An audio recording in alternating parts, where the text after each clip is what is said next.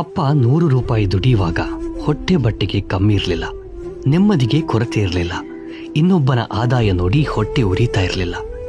ಅಪ್ಪನ ದುಡಿಮೆಯ 10 ಪಟ್ಟು ದುಡಿದರೂ ಈಗ ಸಾಲದಿಂದ ಮುಕ್ತಿ ಇಲ್ಲ. ಕೋಟಿ ದುಡಿದವನಿಗೂ ಬಂಗಲೆ ಕಟ್ಟಿದವನಿಗೂ ನೆಮ್ಮದಿಯ ನಿದ್ದೆ ಇಲ್ಲ. ಕಿಲೋಮೀಟರ್ ದೂರ ನಡೆದುಕೊಂಡು ಹೋಗ್ತಾ ಇದ್ದ ಕಾಲದಲ್ಲಿ ಸಮಯಕ್ಕೇನೂ ಬರವಿರಲಿಲ್ಲ. ಸಂಬಂಧಿಕರು ಸ್ನೇಹಿತರನ್ನ ಮಾತನಾಡಿಸಲು ಸಮಯದ ಕೊರತೆ ಇರಲಿಲ್ಲ. ರಸ್ತೆಗಳು ಚತುಷ್ಪಥ ಆದರೂ, ವಾಹನದ ವೇಗ 120 ದಾಟಿದರೂ ಯಾರಿಗೂ ಪುರುಸುತ್ತಿಲ್ಲ.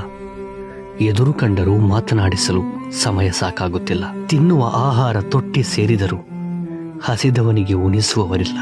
ಮಣ್ಣಿನಲ್ಲಿ ಆಡಿ ಅದೇ ಕೈಯಲ್ಲಿ ಹೊಟ್ಟೆ ತುಂಬಾ ತಿಂತಾ ಇದ್ದ ಕಾಲದಲ್ಲಿ ರೋಗಗಳ ಹೆಸರೇ ಗೊತ್ತಿರಲಿಲ್ಲ. ಆಸ್ಪತ್ರೆಯ ದಾರಿಯೇ ತಿಳಿದಿರಲಿಲ್ಲ. ಬಗೆ ಬಗೆಯ ಕೆಮಿಕಲ್ ಹಾಕಿ ಮೈಕೈ ಶುಚಿಗೊಳಿಸಿದ್ರು. ಅನಾರೋಗ್ಯ ಮಾತ್ರ ತಪ್ತಾ ಇಲ್ಲ. ಔಷಧ ಇಲ್ಲದೆ ದಿನ ಸಾಕ್ತಾ ಇಲ್ಲ. ಹುಲ್ಲು ಮಣ್ಣಿನ ಶೇಖರಣೆಯಲ್ಲಿ ಆಯುಷ್ಯ ಮುಗಿದದ್ದೇ ತಿಳಿಯಲಿಲ್ಲ. ಪಕ್ಕದವನೊಂದಿಗಿನ ಪೈಪೋಟಿಯ ದುಡಿಮೆಯಲ್ಲಿ ಸ್ವಂತಕ್ಕೆ ಬದುಕಲು ನೆನಪಾಗಲಿಲ್ಲ.